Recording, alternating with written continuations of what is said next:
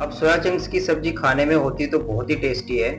और सच बताऊं तो वेजिटेरियन लोगों के लिए सोया बहुत ही हेल्दी होता है, क्योंकि फुल ऑफ प्रोटीन है दोस्तों। दोस्तों, आप इस सोया की कोफ्ते की रेसिपी में देखना कि आप कोफ्ते एकदम नरम कैसे बना पाओ। मतलब आप चम्मच डालो तो ऐसे ही टूट जाए और अंदर से जूसी हो, एकदम ड्राई ना हो। तो फिर देर किस बात की, चलो फिर शुरू करते हैं। सबसे पहला काम दोस्तों, आपको सोया लेना है और मैंने यहाँ पर 70 ग्राम तक सोया लिया है, 1 कप के आसपास होगा। और इस सोया को आपने गर्म पानी में भिगा कर रखना है लगभग 5 मिनट। और 5 मिनट के बाद आप देखना सोया ऑटोमेटिकली फूल जाएगा। और जैसे ही फूल जाए आप इससे सारा पानी ड्रेन आउट कर देना। और सबसे इम्पोर्टेंट चीज़ दोस्तों यहाँ पर ये है कि सोया में से आपको सारा पानी निचोड़ कर निकालना है। मेरा आपको सजेशन यह होगा कि एक बार ठंडे पानी से धो लेना, ताकि पानी निकालने में आपको कोई दिक्कत ना हो। आप देखो मेरे दबाने से भी पानी बाहर नहीं आ रहा, बस इस बात का ध्यान देना दोस्तों। और दोस्तों, सोया का कोई खुद का फ्लेवर नहीं होता है, तो हमें सारा फ्लेवर खुद ही देना होगा। तो मैंने यहाँ पर मिक्सी के जार में 4-5 लहसुन की कली डाली है, 2 इंच तक अदरक का टुकड़ा डाला है। आप देखो अदरक काफी ज्यादा है इस रेसिपी में, लहसुन और अदरक थोड़ा ज्यादा रखना है दोस्तों। आपने इसके साथ साथ यहाँ पर हरा धनिया डालना है और 3 हरी मिर्च के साथ 2 लाल मिर्च डालना। इसका मतलब ये रेसिपी हमारी स्पाइसी बनने वाली है। और बस दोस्तों, ढक्कन लगाकर इसको ग्राइंड करना है और बिल्कुल हमें इसको दरदरा बनाना है, बिल्कुल फाइन पेस्ट नहीं बनाना है। तो इसको पल्स मोड में ऑन ऑफ करके हमें पीसना है। और देखो दोस्तों, बिल्कुल इस तरह का आपने इसको पीस के तैयार करना है, बिल्कुल दरदरा सा है। और ऐसा तभी पीसता है जब आप मिक्सी को ऑन ऑफ करके यानी कि पल्स मोड में चलाते हो। अब आप यहाँ पर सोया डालना और इसको अच्छे से पीस लेना। देखो इसमें अगर बाई चांस छोटे मोटे चंक्स रह जाएं तो कोई दिक्कत वाली बात नहीं है दोस्तों, तब भी आप एकदम परफेक्ट बना पाओगे।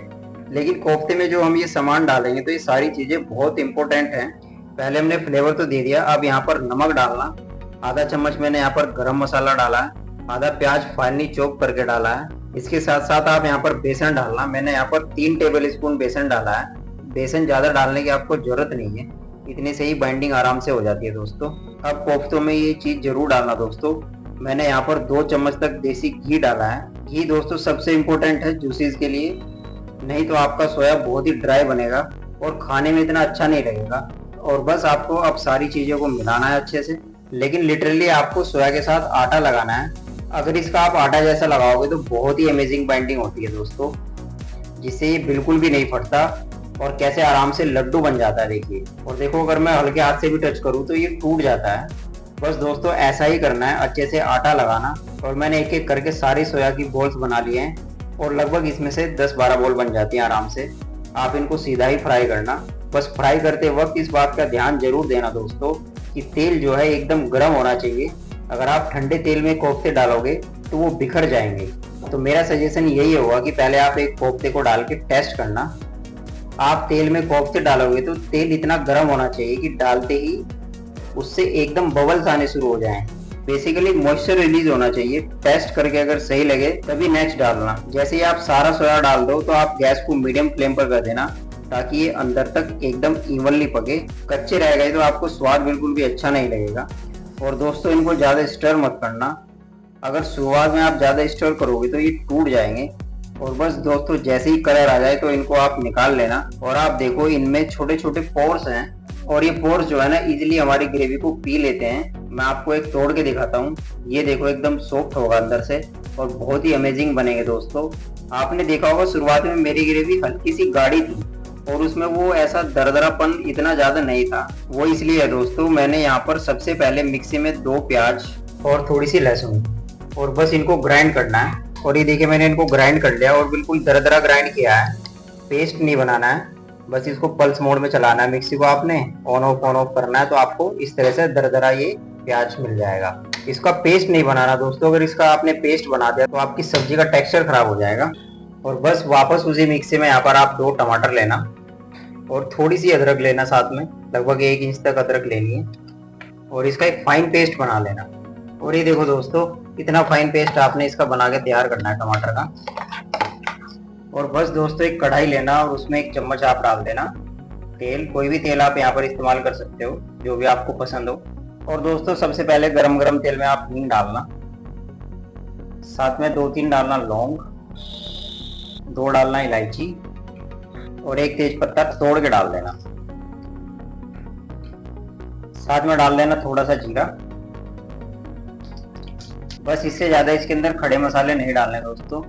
और बस जब मसाले थोड़े से भुन जाएं उसके बाद आप यहाँ पर डाल देना प्याज और लहसुन का जो पेस्ट हमने बनाया था।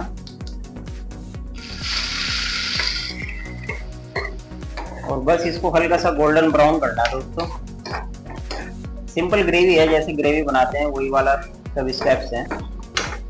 और प्याज मैंने यहाँ पर दरदरा इसलिए रखा है दोस्तों ताकि हमारा सब्जी का टेक्सचर बिल्कुल अच्छा आ पाए और वो टमाटर के साथ अच्छे से जुड़ जाए, इसलिए यहाँ पर दरदरा मैंने प्याज को रखा है। और बस जैसे ही प्याज के अंदर कलर आ जाए, देखिए, तो गैस को आप कम कर देना। और बस फिर आप यहाँ पर डाल देना कश्मीरी लाल मिर्च 1 चम्मच, आधा चम्मच हल्दी डालना दोस्तों, और साथ में डाल देना 2 साबुत लाल मिर्च। और बस इन मसालों को आपने थोड़ा सा पकाना है मीडियम फ्लेम के ऊपर। और 2 मिनट पकाने के बाद फिर आप यहाँ पर डाल देना टमाटर का पेस्ट। और पानी डालकर मैंने सारा का सारा टमाटर का पेस्ट निकाल लिया मिक्सी के अंदर से। और बस टमाटर डाला है तो नमक जरूर डालना दोस्तों। और बस दोस्तों ढक्कन लगा कर इसको पकने देना आराम से। ग्रेवी को आराम से पकती रहेगी तो धीरे धीरे करके तेल निकलना शुरू हो जाएगा इसके अंदर से। और 2-3 मिनट के बाद दोस्तों जब मैंने ढक्कन खोला तो मैंने इसके अंदर डाला 1 चम्मच धनिया पाउडर और उसको मिक्स करने के बाद वापस ढक्कन लगा दिया। और दोस्तों इसको ढक्कन लगाकर जब तक पकाना है जब तक कि टमाटर के अंदर से तेल अलग ना हो जाए। ग्रेवी अच्छे से पकी होगी तो ही बढ़िया स्वाद आएगा दोस्तों। तो अब मैं यहाँ पर डालूंगा एक बहुत ही मैजिकल इंग्रेडिएंट। तो यहाँ पर मैं डाल रहा हूँ 1 चम्मच बेसन। और बेसन को सबसे पहले भूनना है बिल्कुल मीडियम फ्लेम के ऊपर, हाई फ्लेम पे मत भूनना दोस्तों।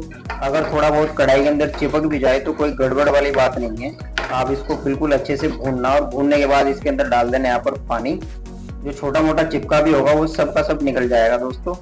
और पानी को डाल के बेसिकली अब ग्रेवी को सेट करना है। तो इसी टाइम पर आप यहाँ पर गरम मसाला डाल देना, 3 हरी मिर्चों को स्लिट करके डाल देना और थोड़ी सी कसूरी मेथी डालना दोस्तों। और ये सब डाल के अच्छे से ढक्कन लगाकर यहाँ पर ग्रेवी को पकने देना थोड़ी देर के लिए। और थोड़ी देर में ही दोस्तों ऑटोमेटिकली यह होगा कि तेल अलग हो जाएगा और ग्रेवी एकदम सेट हो जाएगी। अब देखो थोड़ी सी पतली लग रही है ग्रेवी, वो मैंने जानबूझकर करी है दोस्तों, क्योंकि एकदम लास्ट में आपने यहाँ पर कोफ्ते डालने हैं।